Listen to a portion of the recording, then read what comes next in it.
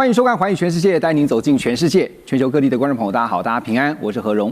两岸大事、国际焦点，深度剖析，打开视野。透过 YouTube 收看朋友，请您帮我们按赞、订阅、加分享，动动手开启小铃铛。也欢迎您告诉我们在哪个城市打卡收看。欢迎大家多多的表达您的观点与意见跟看法，跟我们交流一下。好，今天很特别啊，今天是西洋情人节，祝福大家情人节快乐！而且呢，提前跟大家拜个农历新春平安，新年快乐！马上来欢迎今天三位来宾，首先是钱立伟。雷先，谢谢。何荣好，观众朋友大家好。另外，前大使、资深外交官谢永吉大使。何荣好，各位朋友大家好。还有美国共和党前亚太区主席方恩格 Ross。大家好。好，三位老师也同样祝你们情人节快乐，农历新春平安啊，新年快乐。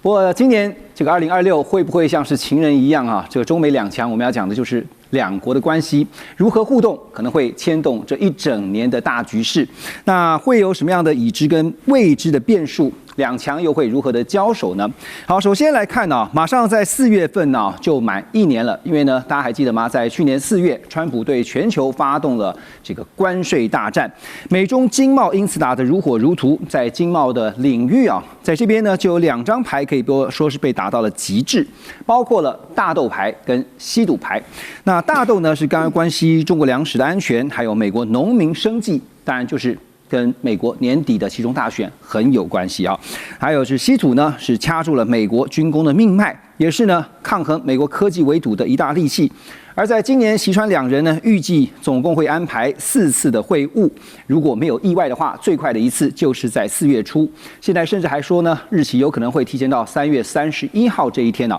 川普先访中，在北京和习近平进行元首会。那么南华早报呢，最近他们也披露了，美中似乎都有默契，准备把双方呢在先前在韩国釜山达成的贸易休战协议再延长1年哦。倩姐怎么看在今年一整个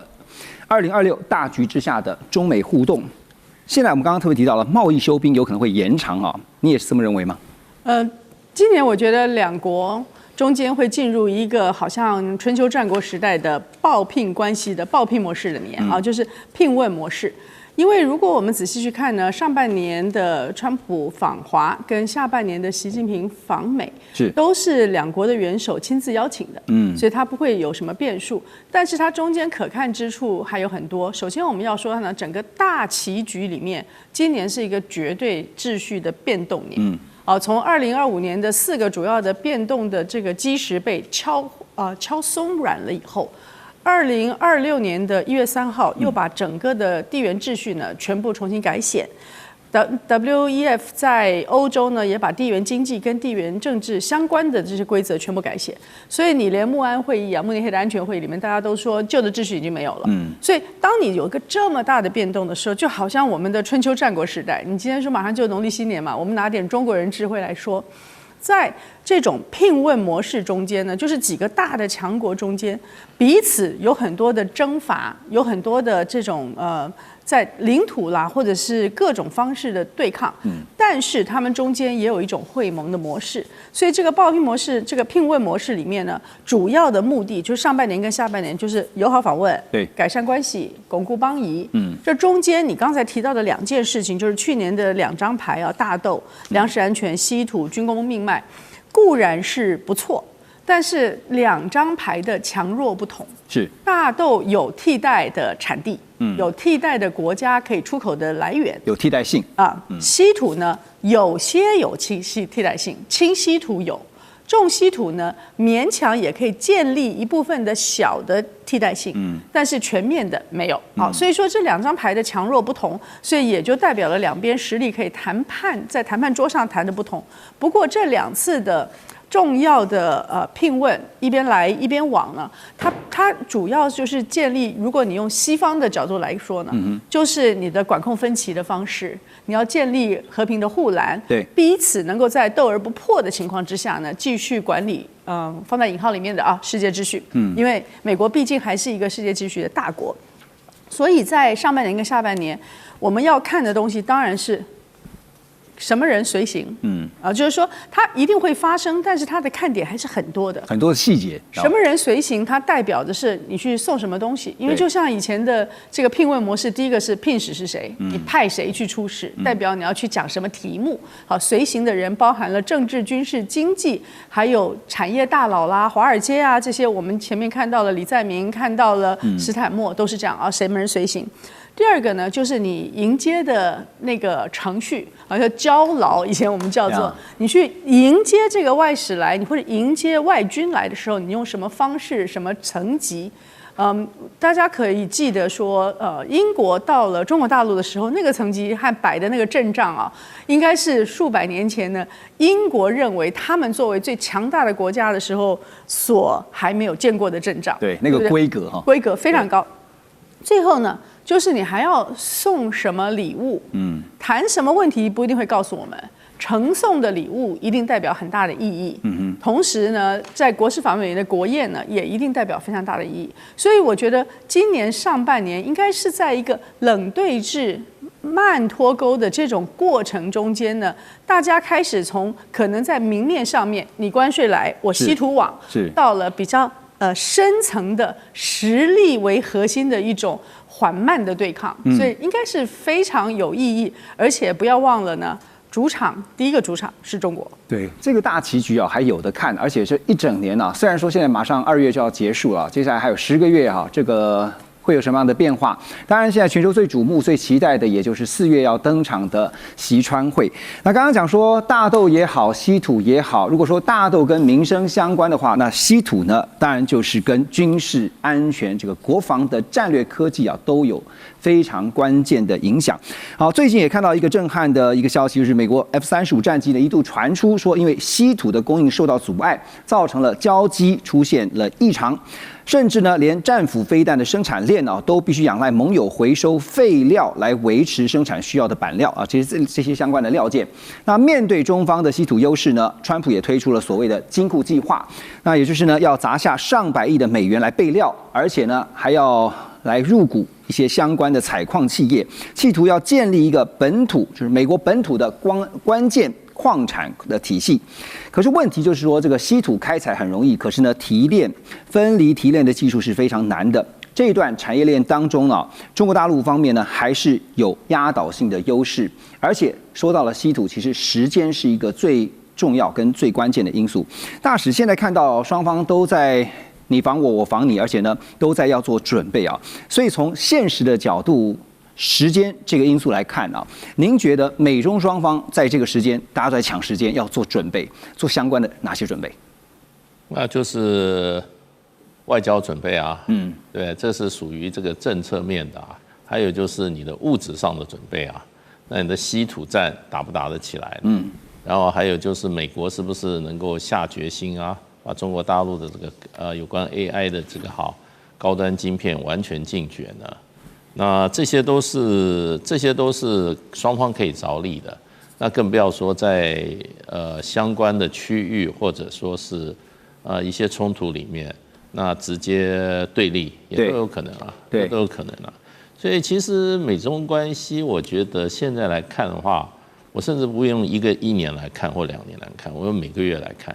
因为每个月有变数，都可能影响美中关系。现在要拉近到每个月的进度。因为以川普的作为来讲，川普是这个我不能用星座，不要用星座好了。川普是这个，他是怎么讲，变化性很强的。哎，他可以昨日种种，去如昨日死啊！哎，今日种种，如今日生啊！今天就是从开始，过去历史全部消失了，对不对？然后就重新开始。所以就跟卡尼讲，川普的这个他所主导世界是这种断裂式的，他没有演进的过程，它不是一个 evolution，它是一个断裂切断，无规则可言。对，就是说很剧烈的啊。那所以我觉得，我看到今年的美中关系的话，其实我看几个重要节点啦。当然4月之前，2月通了电话，那么在4月之前看起来变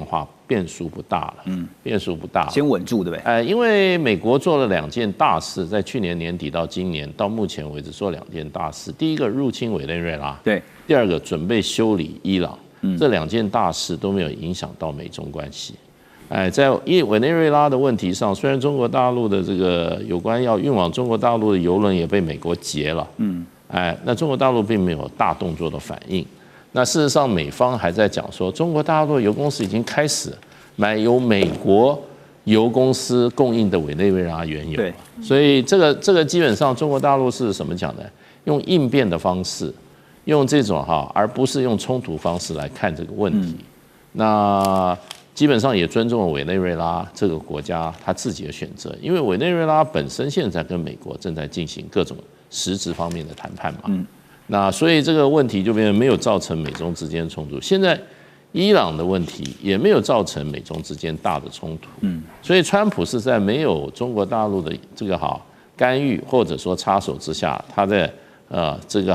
很舒服的自己解决了2个美国大的问题。那所以这2个问题没有赢，可是4月的时候就要看双方现在要谈的问题双方的团队在谈的问题。我认为最主要是台湾问题，在这个问题上呢，会不会有一个大的大家有一个冲突？对，因为 Foreign Affairs 最近又写了一篇文章，他的立场就是说，美中关系里面最危险的一个隐性就是台湾问题，所以建议美国是要用务实的方法把台湾的问题做一个怎么讲呢？一个务实的一个妥协，大概是这个角度看问题。这个我就认为就跟去年底那个所谓的兰德公司的他直接讲说美国应该支持表态支持两岸渐进式的和平统一。我觉得这个中间它都有关联性。那这个整个在改变这个所谓的议程的，还有这个讨论议题的这个本质的，我觉得是中国大陆施压。那中国大陆借着美国现在这一片这个变化当中，可能在台湾问题有很积极的这个提案，要美国来接受。所以我认为4月会影响未来的走向。也就是说，当中变数有很多，可是呢，台湾问题绝对会是一个变数中很关键，会影响或左右的一个因素，对不对？对。那现在刚刚讲到说，美国那川普这边呢，非常在意的，当然就是年底的期中大选了，一定要选得好，不然的话就提前跛脚了，甚至呢，可能他的这个权利也好，或者说相关的一些后续的政策都可能会备受挑战但现在一整年2026美中关系要如何变化呢？有一个时间点。就是刚刚提到的11月的美国期中选举，对川普来说，对中政策从来不是只是一个外交议题或者是选票的工具特别是在选票上面他很在意的。可是选举跟美国内部的经济，我记得 Russ 有提到对外美国国民最在意的，其实你外交做得如何那是一回事，可是我的民生、我的生活最是最要紧的经济数据如果弄得不理想的话，恐怕会影响到就是直接的选举行为。所以如果经济数据不理想的话，你觉得川普会怎么样？是在打关税的这张牌上面，会再打其他的招数吗？目前我认为，万一经济数据不好的话，比如说进入夏天，美国夏天的时候，就是离选举3个月时间左右，川普应该不会再调高关税了，因为我认为他幕僚团队会向他说，你这样做的话，可能会再造成这个生活费会提高，而且在选举前。你这样做有点危险，所以即使数据不好的话，我觉得川普还是会直接责怪民主党好了，他不会再允许，因为这个调高关税是去年他第一年的事情，对不对？所以在今年，我认为是应该不会。如果他觉得，比如说中美这个贸易的一些共识是中国没有达成，比如说购买大豆和其他的目标的话，我认为明年川普就会开始再次跟中国打所谓的贸易战，应该不会在今年，但是明年的可能性我还是认为是很高的，因为如果进入明年，你刚刚说跛脚，那就是川普剩下的最后2年，对，那个时候他可以打中国牌。第一，他不用关心选举，而且他是会考虑他的历史地位，对不对？所以如果他那个时候认为我要留下的在外交方面的历史地位除了解决那么多战争的话，我是为了对抗中国是最强硬的总统。如果他有这个想法的话，那应该不是今年，可能是明年才。所以就是会等到期中选举以后。对。如果真的要再走向一个比较对立的状态的话，至少是会等到选完。因为今年你搭这个中国牌，我觉得比较是没有用。你说因为中国宗教自由或打压台湾等等，这个应该今年期中选举不会吸引票。那你觉得刚刚大使也特别提到说，变数当中很重要的一个是台湾问题啊，美方尤其是川普会怎么样的谨慎或小心翼翼的处理台湾？其实我觉得中美关系之间的议题，其实对我来说都是相当的 equal。都很重要，不管是台湾议题或中国跟日本或南海等等，我觉得这些议题都是有危险性，就是说你不知道是哪一个议题会在中美关系之间会是关系恶化的因素。我觉得都有可能。我们从川普的逻辑或角度去思考的话，现在对川普来讲，就是我们刚刚提到的。对他来说，最重要的就是赢得这个年底的期中选举啊。可是，要能赢得选举呢，很重要的一个关键就在于经济。等一下，我们就回来讨论美国国内的经济现在遇到了什么样的问题。马上回来。中美互动牵动全球，美中竞争，地缘争霸，外交、军事、科技、经济，多元观点，权威分析。一同掌握2026全球新秩序、新赛局。每周6日，寰宇全世界带您走进全世界。好，回到节目，我们现在就来看一下美国他们目前所面临的经济问题到底有多严重哈？根据这个美国国会预算办公室最近丢出了一颗震撼弹，指出呢，在2036年这个时候，美国国债将会达到 GDP 的120%。报告也显示呢，光是利息的支出就将会从1兆美元暴冲到2.1兆美元，而且呢，从2026年到2036年呢，每年的赤字都将会超过 GDP 的5.6%。那有一个数据也提供给大家，2025年美国财年的这个最新完整数据，联邦政府的利息支出一共是大约9700亿美元，联邦政府全年收入大约是5.2兆美元，所以呢，利息占了收入的比例呢，大概是将近2成。这是什么意思呢？也就是说呢，赚10块钱，美国政府赚了10块钱，可是其中有将近2块钱是要来付它的债务利息的。这蛮恐怖的哈，这代表美国政府未来不只是在花钱发展经济，而是必须有将近2成的钱是用来付这个债务的利息。那同一时间也看到美国家庭的总债务也创下了18.8兆美元的新高，等于是说呢，不只是政府在借钱连美国人民也都在借钱。债务的问题现在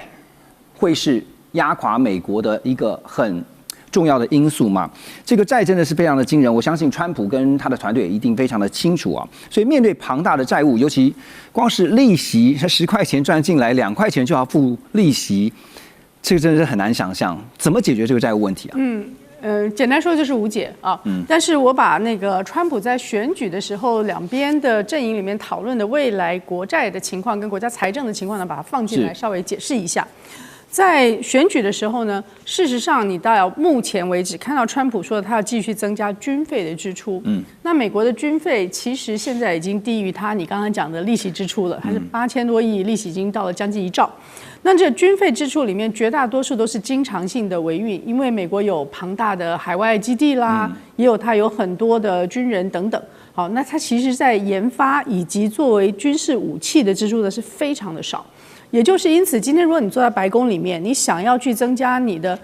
所有的预算里面，你有6成以上是不能动的，是国家的固定的法定支出，剩下的不到4成啊。原来以前呢有2成左右是放在军事相关的支出，就是 discretionary， 就是可挪动的，有不到2成呢是在非军事的可挪动的，所以这2成都不能动。已经满了，所以剩下的现在连利息支出都可能要靠举债，所以我们才会看到它的债务会一直像滚雪球的往上，就是利上滚利的往上走，越滚越大。所以原来在24年的时候，我们还在讨论的是34兆嘛，34万亿，到了25年底呢，已经到了38，就今年年初开始就已经是38了。那接下来它就会更快的滚，因为它所有的部分收入的部分，企业税不能动，很少。大部分的税是来自于所得税，那是人民已经被你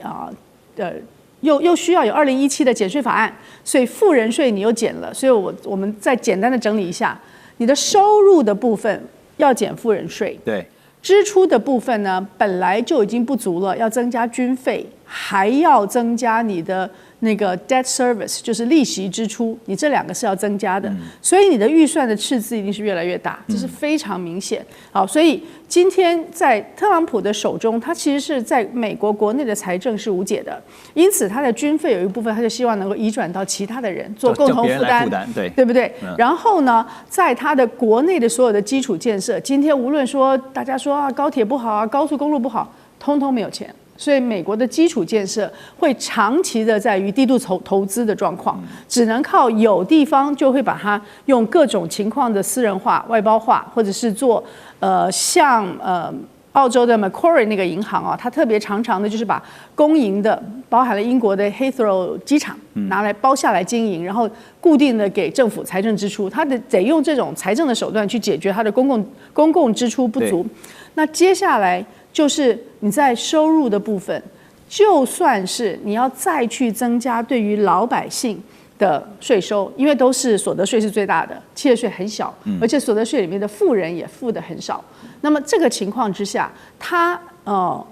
增加税收的结果就是老百姓可支配的所得会减少。对，那再加上你关税会让财务会让货物慢慢的会有输入性的通膨，它会慢慢的会有更多的通货膨胀，所以可用的钱是很少的。所以我先说无解。那无解的办法呢，就是你转嫁，或者是你继续举债，就是大概是这2个办法是目前特朗普的心里面的打算。那可是这个打算呢，也要在别人都同意的情况之下，所以就算是设立内人，还是要设立，要看起来很强势、很强大，你们大家通通要来跟我分配这个军费等等啊。所以我觉得今天我们看到的是，不是说美国会突然间的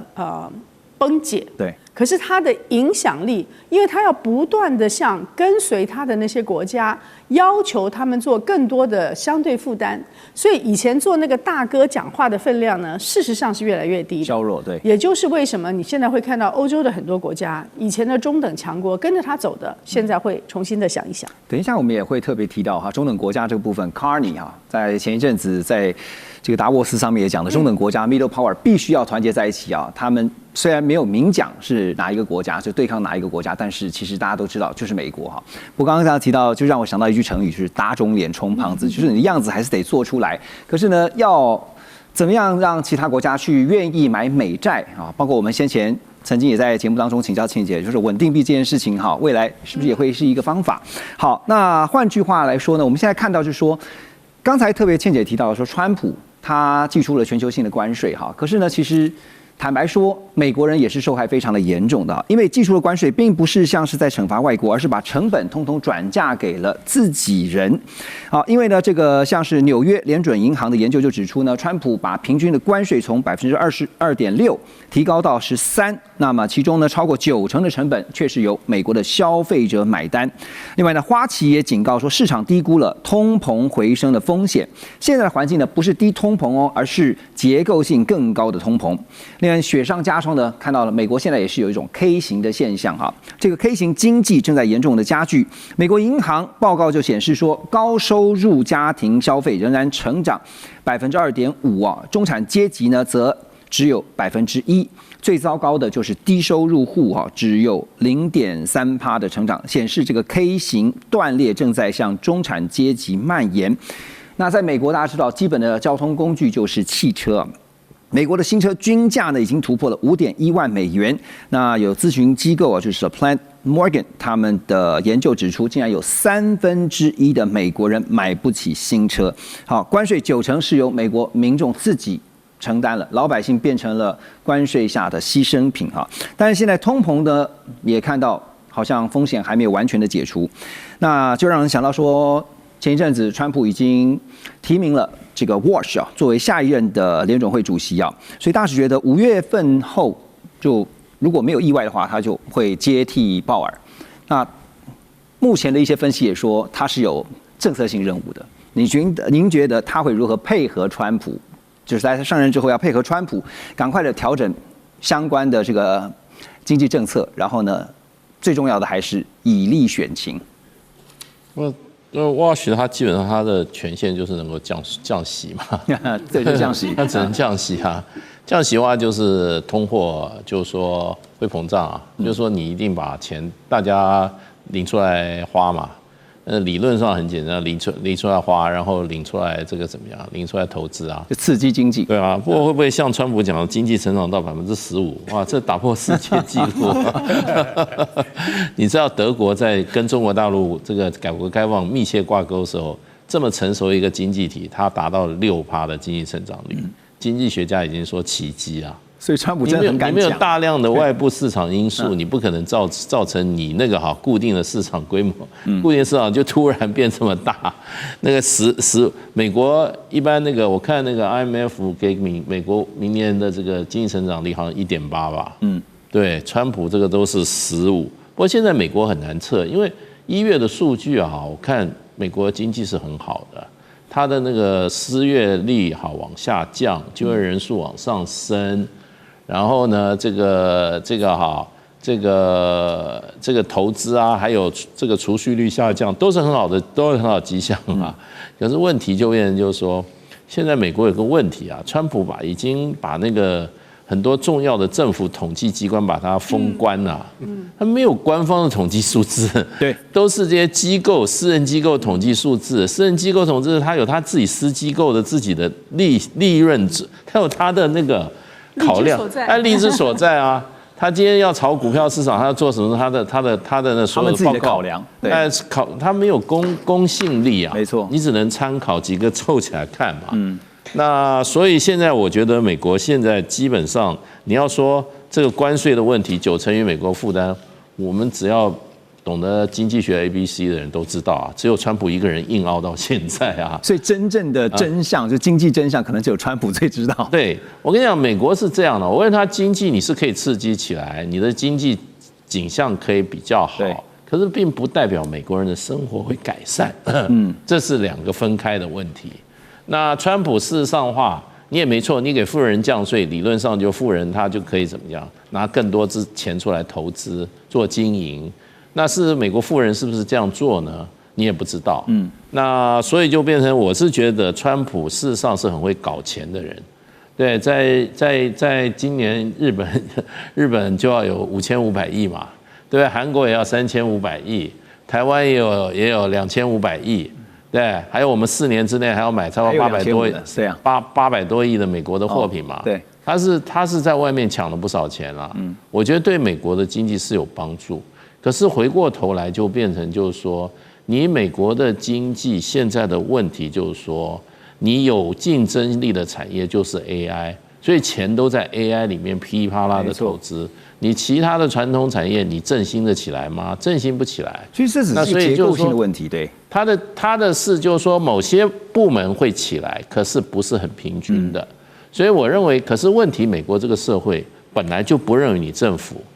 有救任何穷人的这个义务的。你穷人就是 loser， 美国就会让街上躺很多那些loser， 美国社会也不会去强求那个政府的。只是说，我认为美国是会贫富差距会越来越严重。对。另外一方面呢，美国产业之间的荣枯会非常的明显，有些产业就完蛋了。大使，你点到一个重点啊，就是我们刚刚提到那个 K 型经济会越来越加剧就是那个 K 单就是一个往上走，一个往下走，那个有钱的越有钱，没钱的越没钱。所以，其中选举对于川普来讲是非常的重要。刚才我们也提到 ，Ross 也讲说，这个要搞好经济，他必须要想办法，不管用什么方法。可是呢，最重要的还是刚才大使有点到一个重点，你要让人民对这个生活是有感的，生活真的有变好，经济有变好，怎么样让美国选民有感？你说经济方面嘛？所以刚才也提到一个数据，就是1/3的美国民众竟然买不起新车。对。其实我认为今年应该会有一些很漂亮的经济数据，经济成长率应该会很不错，而且失业率也应该应该还是会不错了。可是刚刚大使讲啊，数据是一回事啊，实际的感受是一回事。对，这的确是两码回事了。但是基本上很多选区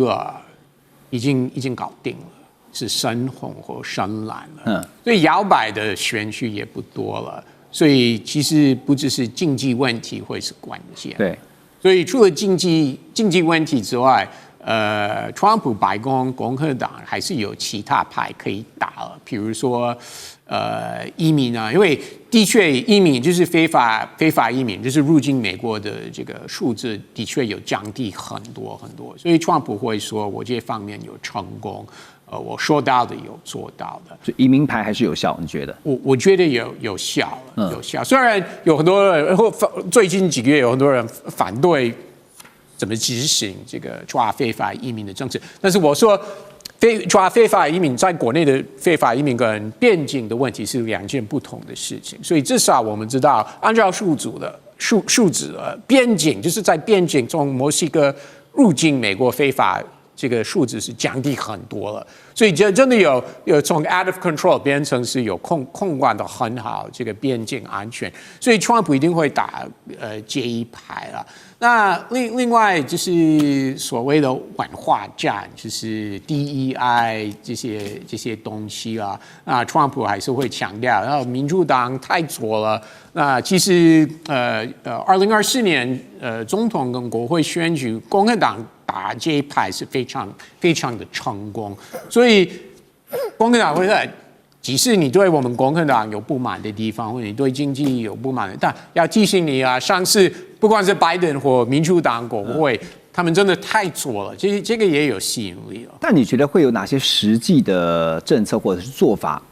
让川普就算已经讲到天花乱坠的说15%，但是问题是选民会觉得经济成长率是15%，那跟我有什么关系？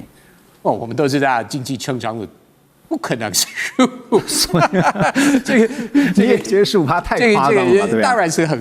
好，那就算是10%就好了。那问题是实质的做，10%但是我们看今天是太早了，所以关键还是在进入夏天的美国的夏天，7、8月份、9月份那个时候，看经济数据如何。但是我真的认为。目前看起来是数据不会太差了。OK， 好，这个讲到这个15%，就想到说川普这样随便讲哈，其实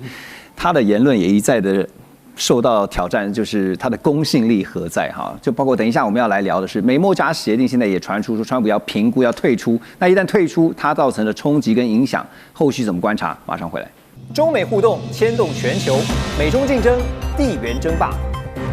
外交、军事。科技、经济，多元观点，权威分析，一同掌握2026全球新秩序、新赛局。每周6日，寰宇全世界带您走进全世界。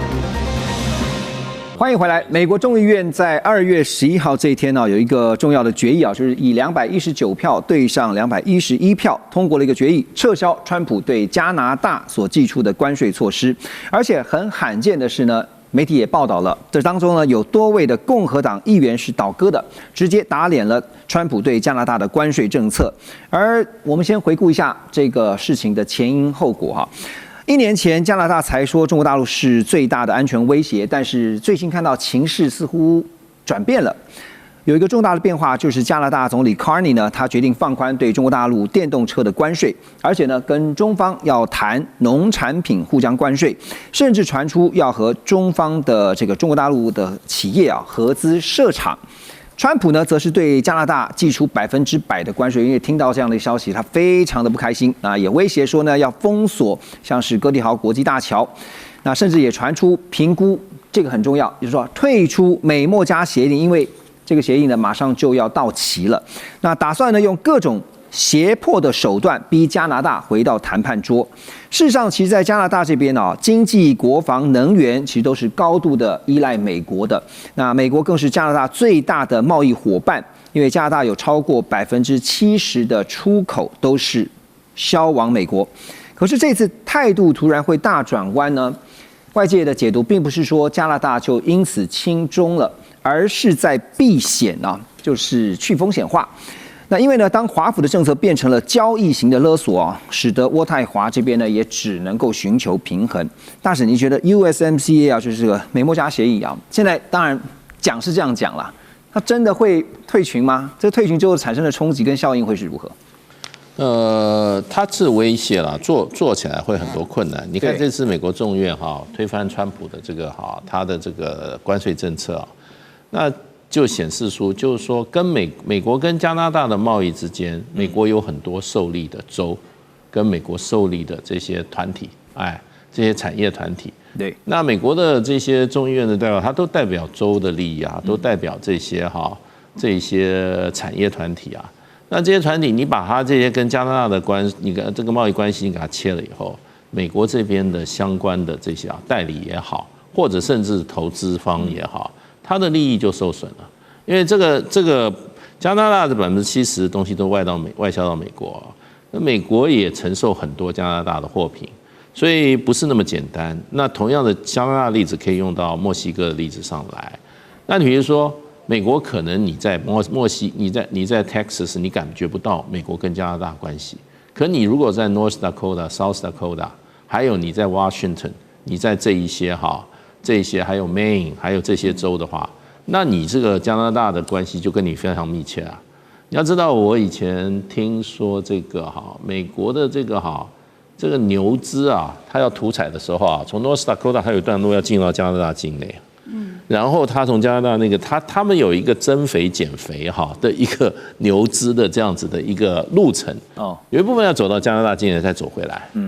那所以甚至美国很多加拿大很多他们的牲口要到美国的这边来屠宰，所以美国屠宰场开那么大，它加拿大的牛可能占一半，那还有美国的牛从加拿大走回来，这些东西都是我们要去了解细节。那你川普这样一砍的话，那整个它这个畜牧的跟它肉产品的产业链就被切断，所以这是一种极限施压的一个，又是来施压了。所以你 North Dakota 那个众议员一定会出来反对的。他的当地的经济会受损，不是只有你加拿大受损。那其他方面，你说加拿大的木材那个进来，美国的这些相关的不管你造纸业或者什么相关的木材的这些消费，那在美国消费的话，不是加拿大自己，加拿大只提供原料啊，那做下游加工的都是美国商人啊。对，那你一下把美国的这个加拿大的这个木材把它砍掉，把它弄掉，那美国这边有多少人受损害？那另外一个更不要讲，美国听说60%的原油进口原油都是加拿大的对，所以这个里面这个产业链不是那么容易切断的。对，所以我认为川普说要把美墨加协定我觉得他要把它做的重修是可能啦。可是呢，如果说要把它就是一下把它怎么讲，把它废除的话，那可能在美国境内的受害者也是成千上万不是只有加拿大众议院的这些国议员脑袋是很清楚的，因为这跟自己的利益是有关的这个万一到时候因为利益就牵涉到自己的选票，我能不能够继续连任也是有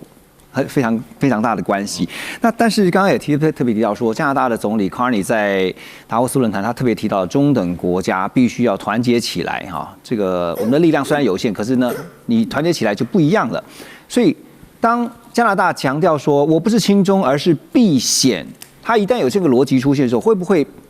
其他国家现在也在看加拿大怎么去跟美国之间在谈这个部分这接下来的效应会是如何？其实我觉得国际上也没有什么骨牌效应基本上就是各自看自己的利益你美国现在出手，你川普政府出手是每个都砍人家的利益把人家在你美国市场的份额都给他减缩了，那你欧洲也被减缩了，对，而且你又这么强个人主观意愿，对，卡尼你看他不顺眼，你就把那个桥也不准他过了，对不对？前2天我们才听说。他跟那个瑞士的那个轮值总统讲电话不带投机，给人家增加了10%的关税。这么，你说这么样子，就是说很 random， 很这种情绪化的一个决策者，他不晓得他影响多大。那大家当然就要避险啦。对，所以我觉得现在你看中国大陆从年初开始这么多欧洲的领袖去。其实他们是在找他们失去在美国市场失去的，找到另外市场来弥补而已啊。确实，这是很正常的。我觉得美国继续把它的这个所谓的给人家的在美国市场的利益把它切断的时候，人家就会自动去找别的市场。因为你将心比心，如果你是加拿大的话，你面对到一个长期来说你依赖而且是这么大出口量的一个盟友也好、伙伴也好，他突然说变就变的，你不避险才有鬼的。OK， 所以美加关系啊，现在当然这个外媒分析啊，是面临3层的结构性冲突啊。在画面当中我们看到，第一层是传统贸易冲突啊，第二层是这个供应链跟产业政策之间的竞争，第3层呢则是地缘政治的竞争。好，另外呢，中加合作呢。这个部分呢，也大家在看到是说，北美供应链会产生3层的冲击啊，包括在画面上我们看到啊，这贸易成本会上升，制造业呢利润会压缩，另外呢供应链会绕道到中国大陆，所以现在加拿大逐步降低对美的依赖啊，原先超过70%，可是卡尼已经说了，他必须要调整啊，这个应该是大势所趋了吧？我们从顶层一直往下面到民生开始讲啊。今天并不是加拿大主动的说我要调整，是美国说你要变成我的51州，你这个州长先生要努力来配合我。所以现在所看到的这个大势呢，对于加拿大来讲，因为美加墨是一个非常紧密的结合。大家可能记得原来的那个 NAFTA 北美的那个条约的时候，美国人是反对的，觉得我们让利给加拿大跟墨西哥太多了，然后非常非常强大的这种政治压力之下，那还是在一个大一统的北美洲的那个梦想里头做的。那在川普上去以后，就变成美加墨已经比较局限了。可是现在变成说我都听了你的了，以前的说不要好，那我们换了一个新的，听了你的以后，尊重你的。福音你的游戏规则还是不保证安全，还是可能忽然变化，所以我觉得他现在说他要退美加墨，可能比他说的退其他的都更为严重。对，以前所退的伊朗核协定啊，那是那个奥巴马定的嘛，他要退的其他的联合国的那些其他的组织呢，也都跟他没有关系，是别人定的。可是美加墨，可是他已经调过一次的。所以你从加拿大的角度来看，我跟着你走没有安全保障，那我一定要想办法去做多重的连结，这样呢，无论是安全和经济发展上，我才有一条路走。否则我安全跟经济发展就没有路了，就只能永远受制于你这大国嘛，就是上国要叫我们说什么就做什么，这完全又回到春秋战国了啊。那么春秋战国时候还没有上国，现在正在看太平年，就回到了那个太平年里面那个中原的天子叫其他的藩属合纵连横一样。所以这对于加拿大来讲就是逼反的，他非要在这个时候为自己找到一条安全跟经济上面的出路。那这个中间呢，它不是完全没有排。别人说，哎呀，加拿大跟美国的交易占加拿大出口的75%，看起来它没有排。可是你别忘了，双边的贸易不是一边得利的。加拿大卖了75%，那美国买了那些产品的那些东西，汽车、钢、铝，刚才讲了农产品、畜牧业，对，还有我们以前讲的各种，还有什么药材啊，这人民是跑到加拿大去买药的啊，就是这些各样的东西，农产品、乳制品。畜牧产品这些从加拿大进口来的，还有双边因为供应链的关系非常紧密，来来去去的这些的贸易中间呢，都不是一方得利，是两方得利。今天没有加拿大进来的原因，有北边的那些炼油厂跟精炼厂，他们要从哪里去找到它替代的来源呢 ？Sweet crude 就是甜油可以在美国有，可是酸油呢就得去委内瑞拉远远的运来，所以这些东西都会改变它的产业结构。所以我觉得今天我们看到的是，当然美国作为说一个很强大的国家，可能有一种幻想，说我可以决定所有的游戏规则，但是当你逼你的最近的盟邦逼到了一个绝路的时候，他一定也要想办法逃逸出你的影响圈。那这个不是今天的贸易，不是今天的产业结构，还有川普念兹在兹的北极圈呢。今天你如果美国跟加拿大关系好，他从美国经过加拿大就进北极；如果没有的话，你就得去阿拉斯加跟格陵兰，你就得在两边去做这件事情。所以对于美国来讲，这一把交易一定是一个两面刃，这是绝对的情况。对，所以现在川普这样子放狠话，那我们就先听一听，因为呢，他真的实际上要做，他要怎么做？像大使刚刚也提到哈，这不是那么容易一件事情。他现在讲说他要评估嘛，说要退出自己所主导的美墨加协定哈。可是呢 ，Bloomberg 画面上面我们提供给大家，他们就分析说呢，这凸显出什么呢？凸显出川普不善于遵守协议。啊，这1年多，他已经让全球都知道了，他真的是一个不按牌理出牌，而且真的是不会遵守自己承诺的。OK， 然后呢，他也为了美墨加的这个贸易啊投下了震撼弹，让北美的经贸前景增添了不确定性。所以我们能怪加拿大吗？怪加拿大，我觉得川普会继续怪加拿大，不管加拿大说什么做什么，他已经决定了，他真的不喜欢加拿大，本来不喜欢 Trudeau。现在换成不希望 Carney， 这个不会有变化，所以将来剩下的3年的时间，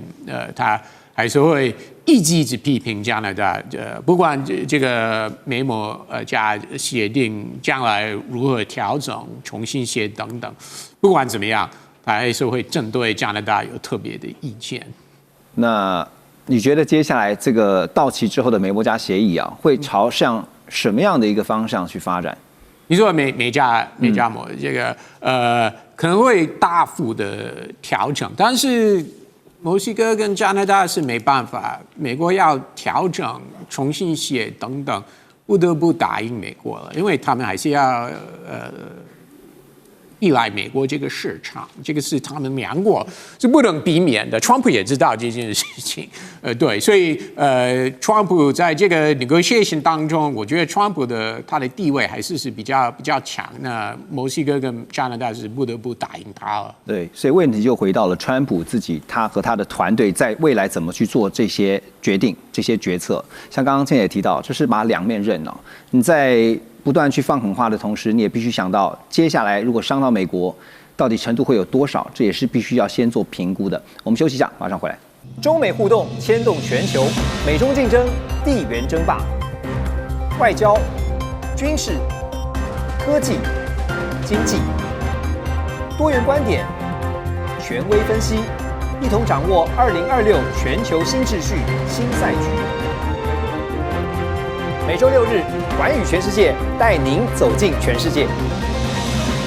欢迎回来，寰宇全世界。中东局势还是目前全球最瞩目的焦点之一啊。最近伊朗发生了大规模骚乱，那有外媒的分析呢，这主要原因呢是来自于12月底的经济危机。当时呢，这个伊朗的货币里亚尔汇率突然暴跌，所以使得首都德黑兰的商家还有店面等等纷纷歇业抗议。不久之后呢，就引发了全球演变成这个全国的暴动。那结果呢，美国财长 Bessent 他也公开承认了。到后来就公开承认说，这就是美国在后面操纵这个汇率啊，他自己跳出来说跟美国有关。好，多年来其实美国呢就以美元结算的体系作为核心，对伊朗实施了层层的制裁。像1979年伊朗伊斯兰革命运动就是如此啊。这么多年来呢，其实伊朗几乎是世界上受到制裁最严重的国家，惩罚的范围不限于美国公民或企业，也扩大到其他国家的个人跟企业。那另一方面也看到了美国主导的联合国还有欧盟其他国家呢对伊朗进行相关的制裁，这个范围呢更是扩及对伊朗的石油跟天然气贸易的制裁。好，所以从这种种过去一直到现在的经验来看，建姐您觉得美国一直在用经济手段，不管制裁啊、封锁啦、围堵啦，甚至呢操纵汇率，他自己都明白的讲，就是我们使得这个伊朗的金融体系出现了这个非常大的变动。可是真的有看到有什么实质上的影响，甚至是包括达到想要颠覆他的这个政权的这个目的吗？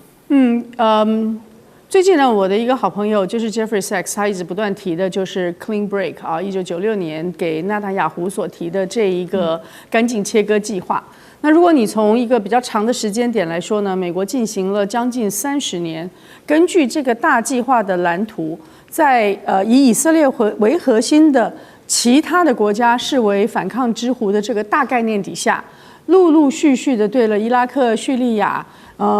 伊朗以及黎巴嫩呢，都做了很多的军事动作。对，目前黎巴嫩算是定于一尊，阿塞德政权被推翻，换了一个新的政权，所以暂时抵定。但是我觉得台湾跟西方的媒体很少人谈到说，当 Mark Rubio 去跟伊朗说，我们现在如果要谈判的话，我们要做一个全面谈判，而伊朗其实做了一个回应，他做了一个叫做全面和平的对美国的提议，叫做 Comprehensive Peace 啊。那么这个是在半岛电视台上面明白说的，很少人知道，那么很少人报道。那它这整个的概念是说，你每次都是要告诉大家说，我们这个抵抗之湖是如何如何，然后这边伊朗呢是因为有核武，然后对我们做了很多的作为。但是今天如果要谈判，去年6月的12日战争不是一个很好的例子吗？谈判到了最后礼拜天要谈判的时候，礼拜5来轰炸，对，一开头是以色列开始去轰炸的。所以如果要谈判，我们可不可以把它整个包裹起来谈？就是中东其实现在有2个不同的道路，一条是从像1996年的那个 Clean Break 计划里面，要把其他的对以色列不利的力量呢全部削弱的，这个一直进入了无尽的战争。这是以色列最想一个无尽的战争，一直打一直打，而且今天就算你去再一次的对伊朗推翻了他的政权，那么将来呢，这还是会有一次又一次的反对，不可能完全没有。另外一个呢，是有没有可能做全面和平？那全面和平的最高的前提，其实是1948年在以色列要建国的时候的2国方案。当然我知道我自己也有很多朋友啊，因为历史啦、文化或者是宗教上的理由，对以色列是绝对支持的。但是我们在经过了这么长的加沙的人道危机的时候，大家可不可以至少听一下他们的全面和平方案？这个意思是说，若是能够让巴勒斯坦人在大家都同意的情况之下呢，有一定程度的基本的巴勒斯坦国，那么连以前已经现在被撕毁的那个 JCPOA 啊，是还有联合国的2231的决议文呢，通通可以拿回来重新谈。因为伊朗曾经同意过把他的核武计划纳入国际的监督，可是后来就被撕毁了嘛。这就是那个就是伊朗核协定啊 JCPOA。所以他们的整个的方案里面就是包含了你一劳永逸的，真正不是说把其他国家都打垮，真正的一劳永逸是要让2国能够有2国方案，让巴勒斯坦也能够建国。对，然后接着再往前走的话，伊朗愿意放弃他现在所做的比较强硬的一些主张，一起讨论一个在国际上面的和平。那这个东西现在是叫做2002年就有一个阿拉伯的和平倡议，是由伊斯兰国家开始做的。我认为，过去几年的确对形势是有所改变的，因为加沙这么残酷的人道的危机啊，使得在过去这短短的时间之内，承认巴勒斯坦的国的人，在联合国有150国了。对，193国中间有150国，包含了一些欧洲的大国。这些以前是跟着美国走，是不会承认他们的。因此，这个新的势头，谁也知道，只要美国不答应，以色列不答应，就不会进入永久和平，还会进入无尽的战争。但是2月7号，由伊朗外交部长阿拉格齐，因为名字翻译我要看一下，阿拉格齐在半岛电视台所正式提出来的 Comprehensive Peace 呢，值得大家想一想。因为只要没有在釜底抽薪的解决它最终的这个根源，因为每个人都知道1967年吧，6月6日战争之后，以色列从埃及取得了西奈半岛加萨走廊，从约旦取得了约旦河西岸，从叙利亚取得了戈兰高地，那甚至呢黎巴嫩以南的这个黎南这部分呢，也正式的进入了军事的一种控制。那这一些所扩张的这些领土，是到目前为止其他的国家都还算是承认现状的哦。对，这个现状当时是承认的，虽然它在正式的领土化的地方是没有的。所以你今天去看以色列地图的话，这几个国家就是埃及、伊朗跟黎巴嫩、叙利亚都没有在这个新的以色列的地图上面做很强硬的主张。对。所以，如果能够在1967年的疆界下，同时能够有一个2国方案的话，这是伊朗现在的和平的提案。我知道大家的立场不同啊，有些人认为还是要全面的支持以色列跟美国的主张，但是他们讲的难道不值得想一想吗？对，因为只有你要想办法，伊朗那么庞大的国家，不可能被你全面夷平。今天这个政权走了，明天那个政权回来。美国杀过了苏雷曼尼，伊朗杀了哈尼亚，以色列杀了哈尼亚，你把领袖都曾经杀过了。可是还是没有，你不可能全面的战争，是全面的占领，全面的改变他的政权。那这个情况之下，会不会一而再再而三反反复复的战争？所以全面和平的前提是一定要釜底抽薪的把巴勒斯坦国的问题解决。对，这大家想的是釜底如何抽薪啊，不然的话就只是治标不治本哦。那当然除了刚刚讲说经济制裁。如果经济制裁有效的话，可能这个问题会到现在还无法解决嘛。所以呢，除了经济以外呢，在军事力量也用上哈。最近也看到说，第2艘航母就是五角大厦也宣布了，除了原本的已经在这边有大军压阵之外呢，第2艘航母就是布希号呢，也即将要进驻到中东哦。看起来就是又是一次的极限施压。可是另一方面也看到中国大陆这边055的大驱这个驱逐舰的编队呢，也被外界捕捉到出现在伊朗周边的海域，包括了瞭望1号侦察船呢，也被看到有出现在附近。那解放军的部署当然引发了外界的关注，可是出现本身就是一种讯号啊，大使如何解读？对这个，因为西方的媒体对这一次055大旗出现在阿曼湾啊。那么做了很多解读啊，那像 CNN 啊、路透社他们就说，这个是中国大陆对这个区域的紧张的一种军事介入，是对美国在该地区的主导权的一次赤裸的挑战。那所以呢，这个西方对这件事的解读是非常的严重。那可是中国大陆没有很明确的讲他的动机，可是他很多有关的报道也说，包括俄罗斯方面也说，他说3月份这个年度的中俄伊的所谓的海上联合军演就要在那个地方举行。所以这个是这个年度军演之前的一个正常的一个调度跟部署。